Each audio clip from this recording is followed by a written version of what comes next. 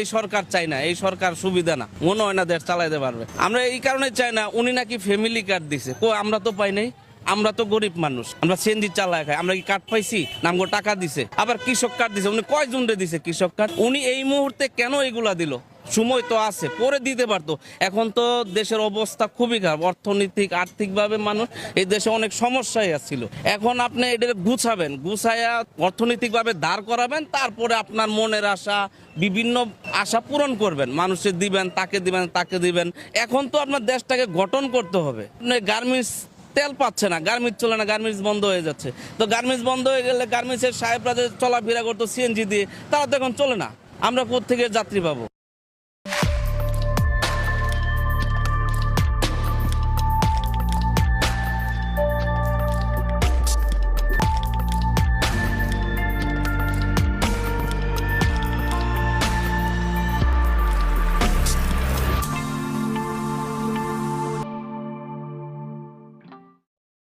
দেখেছেন সাধারণ মানুষ কেমনে ক্ষোভ প্রকাশ করিচ্ছে, কেন সাধারণ মানুষের ক্ষোভ বাড়িচ্ছে। বিএনপি তো 3 মাস পার করিছে সরকারে, তো এই ক্ষোভের সাথে বিএনপির প্রথম 3 মাসের শাসনের কোনো সম্পর্ক আছে কি? কেন এই কথা কইতেছি, কারণ এই 3 মাসে বেড়াচেরা করে ফেলিছে বিএনপি, আরো বেড়াচেরা হবি সামনে।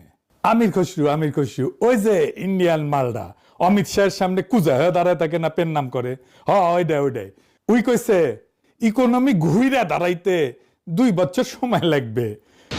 আর অর্থনৈতিকভাবে একটা ভীষণ আমরা ঋণাত্মক অবস্থায় আছি। এখান থেকে আমরা এখান থেকে বের হতে হবে, তারপরে অর্থনীতির সামনের দিকে যাবে।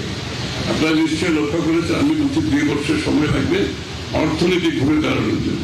দেখেছেন 2025-এর জুন মাসে এই ইন্ডিয়ান মালটাই কইছিল এখান থেকে ঘুরে দাঁড়াইতে একটা নির্বাচিত সরকার হইতে হবে, কারণ দেশে নাকি মাজুল অবস্থা, রিজার্ভ নাই, ফরেন কারেন্সি নাই, এই নাই ওই নাই। ইন্ডিয়ান মালটা কইছিল বিএনপি ক্ষমতায় গেলে 18 মাসে কয়েক কোটি চাকরি সৃষ্টি করবে। ওরে জিগাইন তো, কথাটা কইছিল নভেম্বর 2025-এ, মানে নির্বাচনের 3 মাস আগে। তো সে আগেই জানতো তো দেশের ইকোনমি অবস্থা মাজুল, ওই তো নিজেই কইছে। তখন কইছিল যে কয়েক কোটি চাকরির বাস্তবায়ন পরিকল্পনা নাকি হয়ে গেছে। তাহলে এখন ইকোনমি ঘুরে দাঁড়ানোর কথা আসতেছে কেন?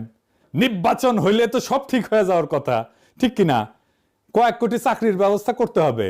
ইকোনমি কি অবস্থা আছে ওইটা আমাদের দেখার বিষয় না। বিএনপির লোকেরা আওয়াজ দিতেছে ইকোনমির অবস্থা খারাপ তো ইলেকশনের আগেই জানতা, এখন চিক্কর পারো কেন? বাংলার লুথার কিং এর অর্থ পরিকল্পনা উপদেষ্টা রাশেদ আল তিতুমির সাহেব একটা কথা বারবার কইতেছেন, বিদেশি সাংবাদিকদের কইতেছেন, দেশি মিডিয়ায় কইতেছেন। কথাটা হইলে আমরা একটা ভঙ্গুর অর্থনীতি পাইছি। হ্যাঁ, ইংরেজি যেহেতু কইছে তাহলে ঠিকই কইছে। বাংলায় হইতেছে আগের সরকার রেখে গেছে একটা ভঙ্গুর অর্থনীতি, দুর্বল প্রতিষ্ঠান, এবং তার ফলে স্থবির হয়ে পড়া বিনিয়োগ পরিবেশ। আগের সরকার তো প্রফেসর ইউনূসের সরকার। আচ্ছা, আমরা দেখবো নি প্রফেসর ইউনূসের সরকার কেমন ভঙ্গুর অর্থনীতি রেখে গেছিল। তো এই কথাগুলো কেন কইলো তারেক রহমানের মন্ত্রী উপদেষ্টারা? কেন কইতেছে অর্থনীতির কথা, এটা খারাপ অবস্থা, খারাপ, বারবার করে পেঁচাল সারিন্দা বাজাচ্ছে কেন? বিএনপি 3 মাসে কেমন বেড়াছাড়া করে ফেলছে ইকোনমির অবস্থা। আসেন আল্লাহর নামে শুরু করি, ইকোনমির অবস্থা আগের সরকারগুলো আমলে কেমন ছিল।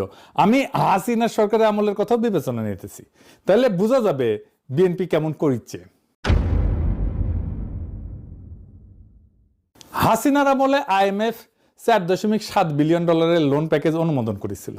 IMF কিন্তু তখন বলে নাই অর্থনীতি ভঙ্গুর, বলছিল সংস্কারের যোগ্য, সেজন্যই লোন দিছে। হাসিনা 3 কিস্তি পাইছিল ওই লোনের। হাসিনা পলাইছে, ইউনূস বসছে। 11 মাস পরে IMF কি করলো? 2 কিস্তি একসাথে ছাড়লো এবং প্যাকেজ বাড়ায় 4.7 থেকে 5.5 বিলিয়ন করলো।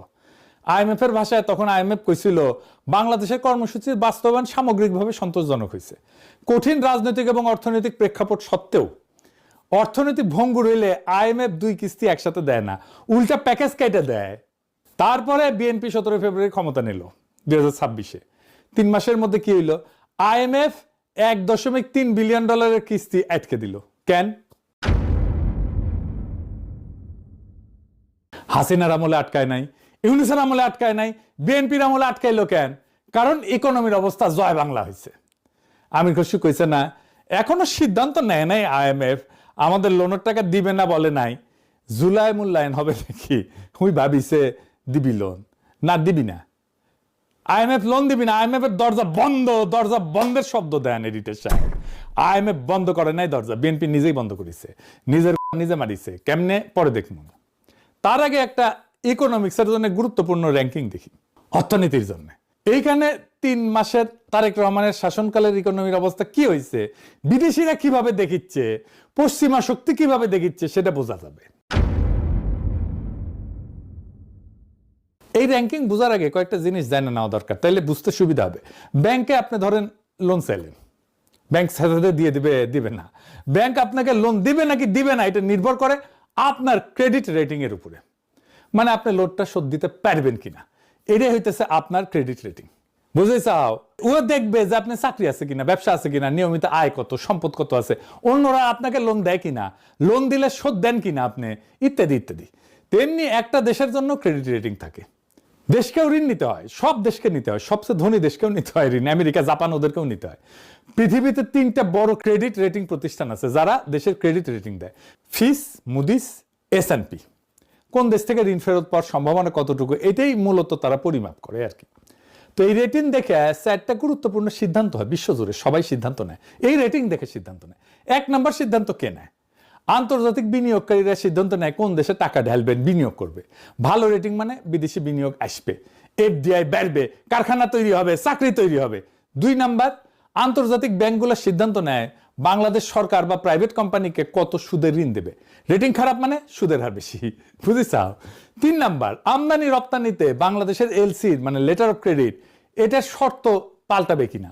রেটিং খারাপ মানে বিদেশি ব্যাংকগুলো বাংলাদেশের ব্যাংকের LC গ্রহণ করতে চায় না, বলে অ্যাডভান্স পেমেন্ট করো, কনফার্মেশন ফি বাড়ায়, মানে গার্মেন্টস, ওষুধ, ইলেকট্রনিক্স যা যা আমদানি করা হয় সবার খরচ বেড়ে যায়। 4 নাম্বার হইতেছে IMF, বিশ্বব্যাংক, ADB